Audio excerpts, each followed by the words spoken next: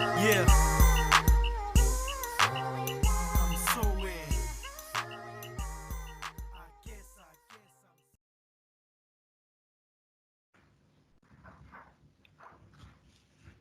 Hi, everybody. Welcome back to another episode of Inter Worldwide Podcast. Today, we're talking about Roma, and our guest is Wayne Girard. Hi, Wayne. How are you? Alessandro, thank you for having me. Happy to be here and ready to talk a little bit about the Roma and maybe Inter Milan will come up in between that. I'm pretty sure it will. But Wayne, do you want to introduce yourself to our listeners? Sure, I'm a contributor for Roma and I edit the social media for Gentleman Ultra, which talks about player stories in Serie A, going all the way back from the start of Italian football up into contemporary issues today.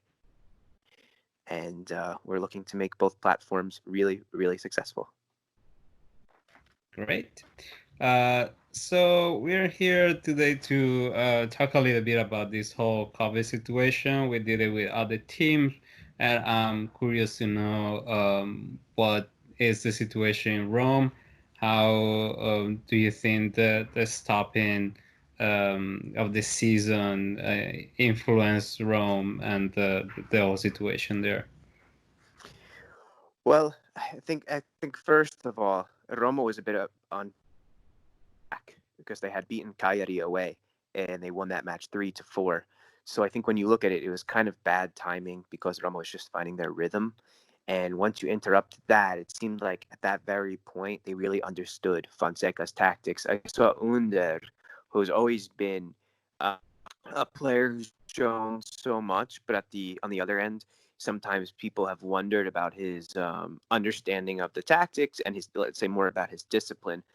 But I think in the last match he showed so much growth, and now to have that interrupted, and even Kalinic scored his first goal, and then he scored another goal. So it was like the people who really needed to step up at that point in time did, and then things were interrupted. I mean, even Cristante had put in a really good performance in that match, quiet performance with VR, who was somebody that not many knew much about, came over from Spain, and then had a really great match. So it was like probably an unfortunate time for Roma. On the other hand, though, you have Zaniolo, who's been out with his ACL tear. So giving him that extra time, knowing that he wasn't rushed back by his agent or by anyone, was a pretty great move. So you have to try to find some lightness at a period like this. So I think that's one bright spot is for him on a personal level, is that he's been allowed to recover fully, and hopefully by July he'll be practicing with the first team. Got it. So, more on a personal level, do you think that the season that is about to start this weekend, well, Serie A next week, but do you think they should restart or you think it's too risky? Mm, a non-doctor, a non-medical opinion, I think if everyone is safe and healthy, then football without fans is better than no football at all. So on one hand, like I'm very relieved to have it back, and of course, people like are talking now about not having or putting like artificial noise for fan celebrations and things like that, and how phony and fake that feels. I'm like, who cares? Let them play football, and that's what we're all really waiting for. I just tweeted like a couple minutes ago. I don't even care if they're playing the Spice Girls on the megaphone. Whatever you got to do, as long as there's football back, I'm happy. So I think that's for most of us, right? Like, there's only so much we could watch the Bundesliga. So I'm good. I've seen enough Schalke, enough maybe not enough Dortmund, but enough of pretty much every other team is. So I'm ready for Serie A to come back really in a big way. So I'm hopeful. If everyone's good and everyone's healthy and no one's playing games, everyone's being responsible with the testing and not hiding any symptoms, I think we're past that stage because we know how deadly it is, especially in Italy and the United States. So it seems right now, and I'm glad to have it back. Yeah. Um, so, how do you think the structure, the training grounds and the space for Roma can handle these new regulations. I never been there, even if I lived in Rome for 4 years, so I don't know that much of the spaces there. At Trigoria, I'm assuming it must be like every other field with the protocols, with coming back in stages. It's not like you can go and then play scrimmages the first day back, right? I believe that it started with individual training, which then Hmm. became small groups, which in time will become contact. At least in the United States, that's how it's happening. It's happening in stages. It's not just one thing at a time. So that seems to be the smart thing, right now, just to prevent, because no one can't see it before we're fully engaged. But I hope that all other teams are being responsible too, and not cheating or getting too physical with one another. And we just don't know. There's so much unknown and uncertainty. Um, so that seems to be appropriate as a non-medical opinion. That's the right way to go about. But who am I to say what's good or not? But they're showing that Roma, with every other club, right, that they're taking responsible efforts to stop any spreading. I was interviewing a couple MLS players last week, and I said, "Are you guys playing possession yet?" And they said, "No contact. So just passing the ball, and then in a couple weeks they'll start to play possession and get closer to one another." So as a coach, I coach on a high school level, and we don't know what's going to happen yet. So pro sports are taking the first initiative, and I think everything else will follow after that. So that's to be continued, to be seen, right? We'll only Yeah, know as much as we're being shown right now. yeah, we saw in other teams all over Europe. One of the negative effects is all the injuries that are happening, and it's Mm. pretty obvious. But hopefully, Serie A won't be hit Yeah, too. Okay, and speaking about the financial point of view, rumors just the last couple of days are that the situation for Roma is not so great. I know you can't actually say any numbers or anything, but can you say something about it? my one hope as a fan first is that Roma is able to maintain all their key players. That's always our hope, right? In the past, we've lost big players like Allison, Salah, and even Nainggolan went away, and these were important players. So the one thing I think from that perspective, we just hope is that everyone stays together. Right now, you're looking at a team with many good players under the age of 25. So if you have Carlos Perez, Under, Mancini, Diawara, Cristante, even if you want to add him, even though he's rotational, right? Uh, as long as you keep that core together, like you have such a really, really nice base. And one thing I always say is like it's best to let teams grow. And when they can do that, right, that's when success builds. It's not like if you look back to like Inter's treble year. Like they had such a good core, and then what do? They get rid of Zlatan, they bring in Eto, and then they have Diego Melito. So it wasn't so much about maybe signing like the few players that they had, but signing a difference maker. Like they already had that core, and at the end to make the jump, they signed the player they really wanted, and that's like a process, right? So that comes about after years of stability. So if these guys just stay together, it'll be so much easier for success in 2 years or 3 years from now, where you can just add one player rather than filling in gaps. And that's what I really want to see is that these guys just keep playing and clicking because they can only be good. I mean, Roma is fifth place right now, and in a year's time, hopefully we get to fourth or third, or even at the end of the season because they have it now. So that's my one big hope is these guys just mesh and become like a family and just stay as a family. I think if you look at what other players have said in the past, is that there's a real atmosphere between the players. Whereas if you go to a club like Real Madrid, they have little back in the day with the Galacticos, they used to have like little cliques where people would stay together. The Brazilians over here, the Dutch over there. But at Roma, it's a little bit different because they're all together. Um, So with that atmosphere, it would be very nice if they all just stay together for at least the next couple of years. I'm sure it would be nice for you, but in reality, I think this whole situation wasn't so good for your financial point of view. So I'm sure you have some money to bring in.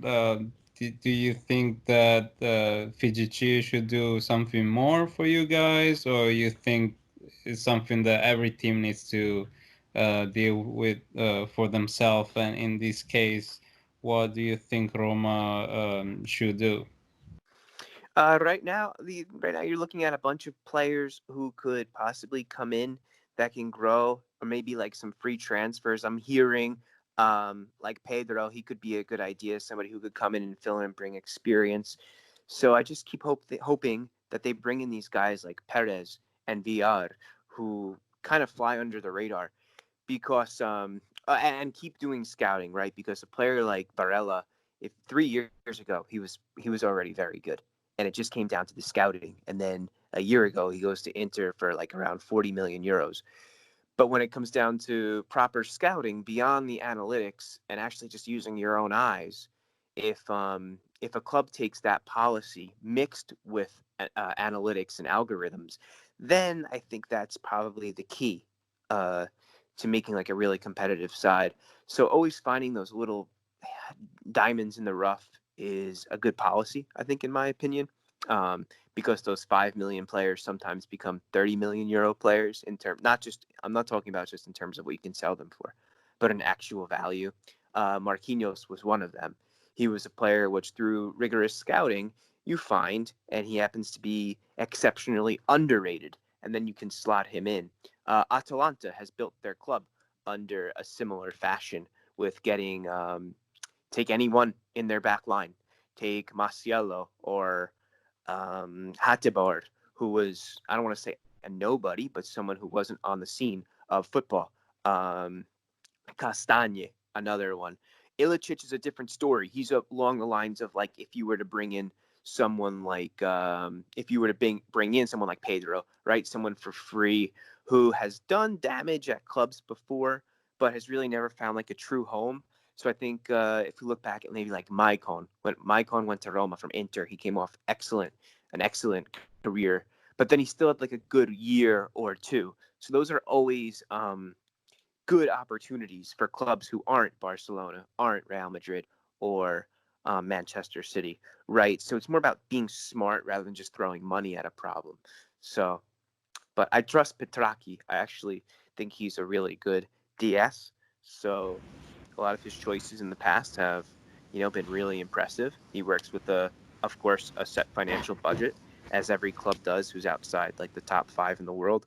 So I want to see what he's going to do this summer. Could be interesting.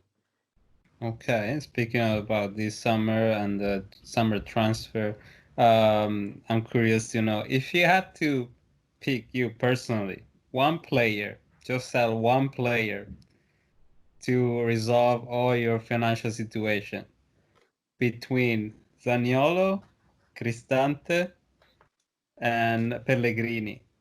You say you sell one of these player, just one. I will give Who you a you? backhand. I'll give you a backhanded answer.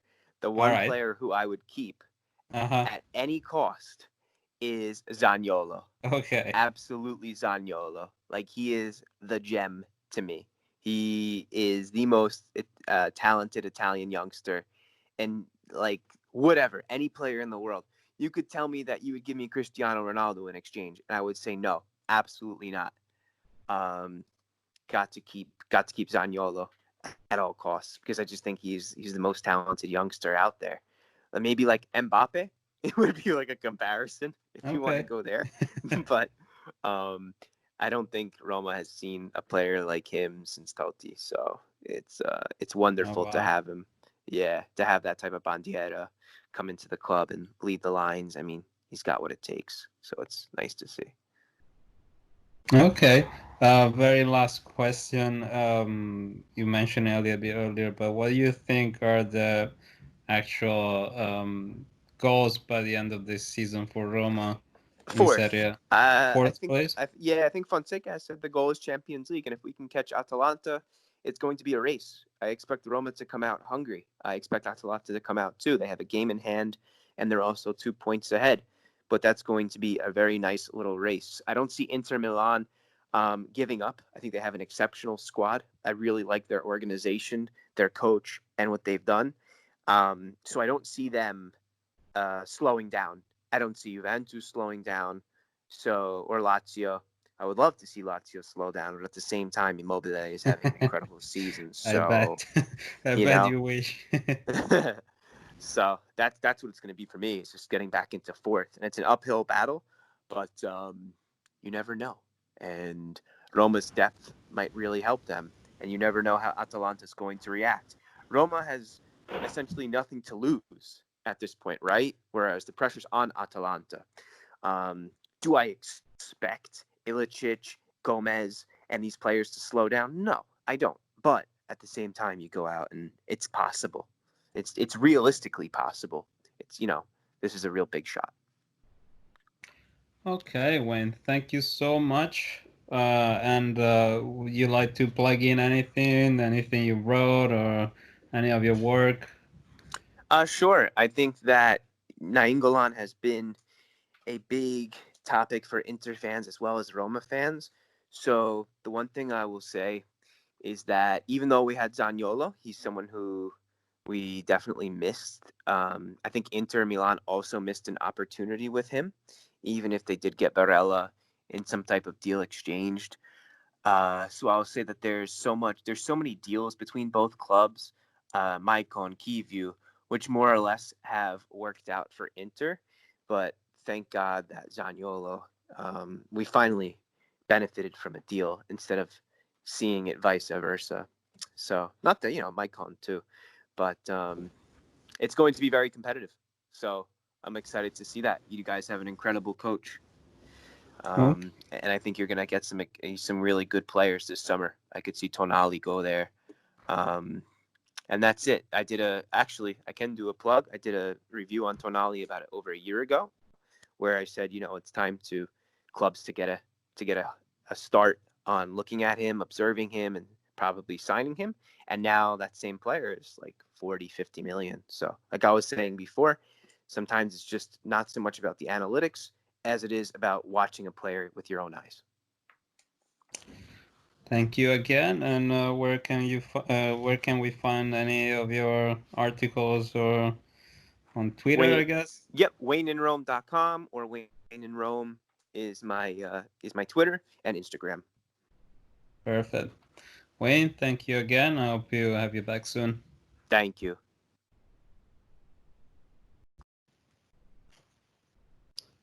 Hello, everybody, and welcome back to another episode of Inter Worldwide Podcast. Today, we're talking about SPAL, a smaller reality of Serie A, but still a very important one. And today, we have our friend Guglielmo Ravalli to help us. Ciao, Guglielmo. How are you? Ciao Alessandro, thanks for having me. It's a pleasure to be here. So, Guglielmo, you are located in New York, right? I am, yes. I've been here for the last 6 years, but I'm originally from Ferrara, and that's why I'm a strong SPAL supporter. It's something that, people from the region, from the city, have in their hearts since they're born. And over time, we grew up in very dark years for the team and for the side. So it was sort of a dream that was never coming true, not even possible. The idea of having SPAL in Serie A, but actually we've been back for the last 3 years. So really excited for the all supporters. And how do you think the team reacted to this COVID situation? How was the situation before? How do you think we react after the stop? Well, I said that if you want, slightly egoistically, this COVID situation happened in a relatively positive, if we can say so, moment for SPAL in a way that We were just going through the transition from Mr. Semplici to Mr. Di Biagio, and so I think the situation has given time to the team to get used to the new system of play, and hopefully we will see a better SPAL now than before February, towards the end of February.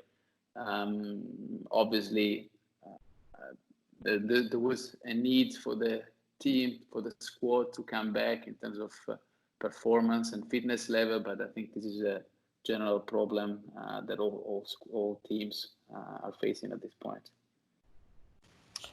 Okay, and speaking about this whole situation and how we are almost ready to restart the season, in your opinion, do you think is a good idea or not? Well, I've got a mixed feeling about this. Clearly, the country, people have been suffering, been struggling, locked down at home. Clearly, there's a health component to all this, which is very serious. So probably Serie A and soccer as a whole is not the first thing that comes to mind in this situation. On the other hand, if you like, people also need to get back to, or try to get back to, normality and to what they love, and certainly soccer, Serie A is definitely one of those big loves for the supporters, for the fans. And so in a way, I see that as a positive. Let's see how it goes. I think in the overall context of the reopenings of the society, if you want, as a whole. And how was the situation specifically for your club? There was any player who tested positive, and how they managed the situation more in a training ground space level? Well, the city of Ferrara and surroundings haven't been hit too hard by the virus, and no SPAL player tested positive during this period. So I guess the situation was handled very conservatively, obviously, but it was not a crisis situation, at least when we look specifically at the team and at the players and at the firm as a whole. So do you think the team is prepared for the comeback of Serie A? I mean, the training ground is big enough to ensure the players and all the stuff? I think everything has been handled with the goal and clearly with safety in the first place, and with the possibility to restart at the best that is possible in these conditions. So, I mean, for what I know, for what I've been following, I think that they are doing a very good job in allowing for this comeback in the best possible way.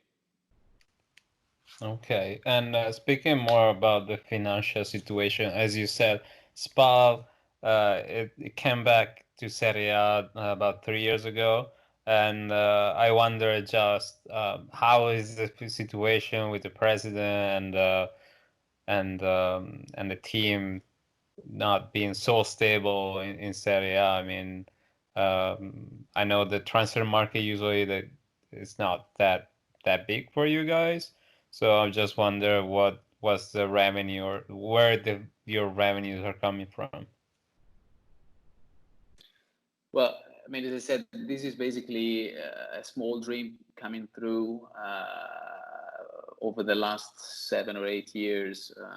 This is basically a team that was saved, if you want, from the lows of Serie D or Lega Pro only a few years ago, by a family of entrepreneurs that has been dedicated a lot of effort and resources to this team, and created a group of qualified people that have in mind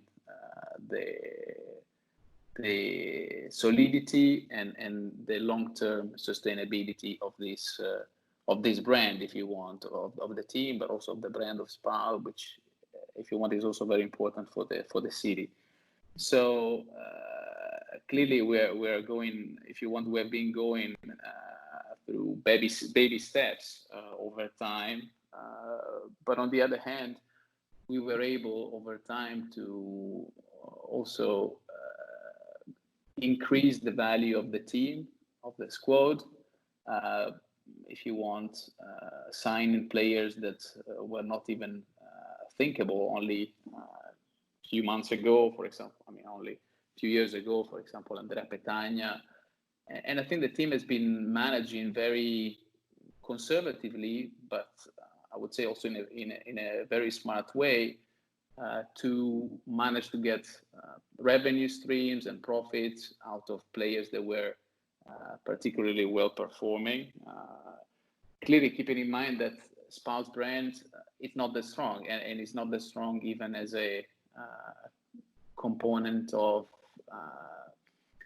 trust for what it means for the other team. So it's not that a product of SPAL is like a product of Atalanta in terms of players. So clearly we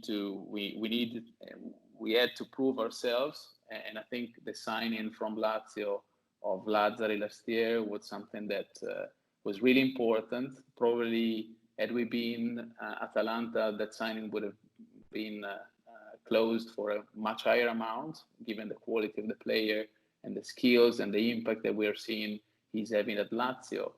But I think this year already, with the signing, with the transfer of Andrea Petagna to Napoli in the winter window, that was, I think, a very positive result. Then it was even probably more positive considering the COVID situation that slowed down most likely all the market transfer activities. But it was indeed a positive result for the club in terms of finances. And I think it also showed that the club is still really committed to maintain Serie A this year, to stay in the top league, because we very expensively purchased the option to keep Andrea Petagna also for the end of this season. Going back to your question more broadly, clearly we don't have, SPAL doesn't really have a lot of revenue streams in terms of advertisement. It has been mostly local, and we've had a few issues with the stadium last summer that didn't really help the season tickets, say, advanced purchasing. So I think in this context, again, the management team has been doing really a great job, in my opinion, in keeping the company healthy and solid. Okay, so you were mentioning the transfer of Petagna to Napoli. Do you think this summer we will see a lot more movement from your team to others? Do you guys have anybody in mind as a replacement for Petagna, or you have any player that you think is on the move? I mean, in the context that I just described, and clearly with a team that hasn't been performing that well, I think it was really important for the club to keep a healthy profile, so they didn't sign anyone crazy. And I think we need to prove ourselves as to the ability to stay in Serie A this year more than anything, because obviously there are two scenarios. One is we stay in Serie A, so probably additional resources would be contributed for the sake of making the squad even more competitive. If the scenario, on the other hand, is going down to Serie B, clearly you will need to take different measures, most likely.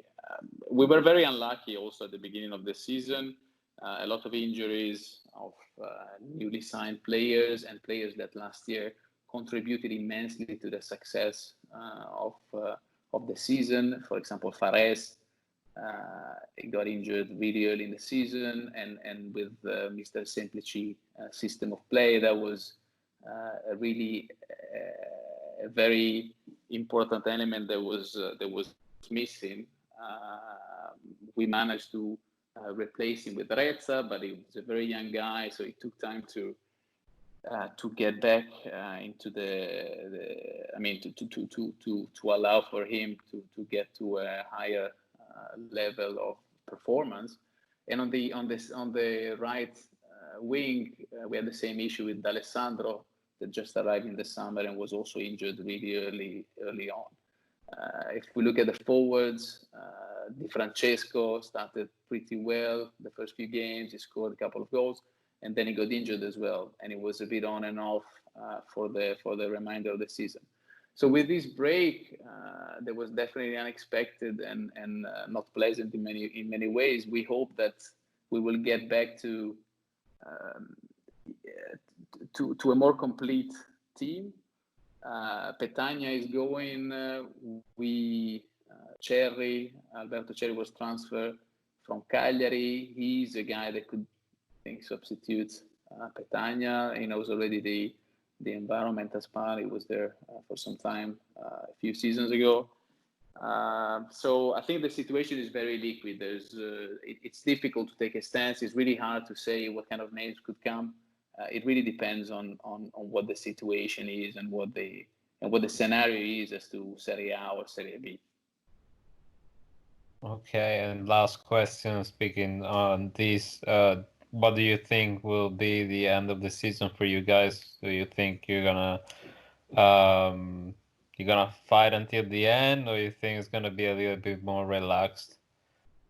I hope we'll be fine. We'll be fighting until the end. We have still so many games. They're all finals. We have to make up for a number of points in order to stay in Serie A. But it's very exciting. If you want also the leadership from Mr. Di Biagio with his experience at really high level in competitions and also at the under 21 national team, hopefully is going to give us that kind of hunger and ability to perform each and every game, because here it's just a matter of winning, of making as many points as possible. There's no other result that counts at this point. So yeah, hopefully it's going to be fun.